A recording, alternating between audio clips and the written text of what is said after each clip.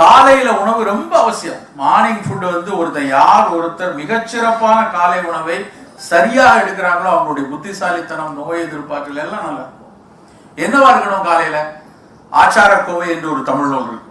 அவங்க சொல்றான், காலையில ஒண்ணு நல்ல தித்திப்பான பழங்கள், இல்லைன்னா ஆவியில் வெந்த உணவு, 2 தான் காலையில மிகச்சிறப்பு.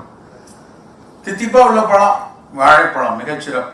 காலையில பிரேக்ஃபாஸ்ட் உங்க வீட்டுல அவசரத்துல கிளம்புறீங்களா, 2 வாழைப்பழத்தை சமைச்சு சாப்பிட்டுட்டு அப்புறம் கொய்யா பழத்தை சாப்பிட்டு ஓடும், தப்பு இல்லை. இல்ல கொஞ்சம் நிதானமா இருக்கா, 2 பழம், கொஞ்சம் சிவப்பரிசி அவல், ஒரு இட்லி, ஒரு பொங்கல், ஏதோ கையில இருக்கோ அதை எடுத்துக்கொள்ளலாம். ஆவியில் வெந்த உணவும் பழங்களும் நம்முடைய காலை உணவா. குறிப்பா நம்ம வீட்டுல குழந்தைகள் இருந்தாங்கன்னா நிச்சயமா அதை கொடுக்கணும். முதியவர்கள் இருந்தாலும் இதுதான் மிகச்சிறப்பானது.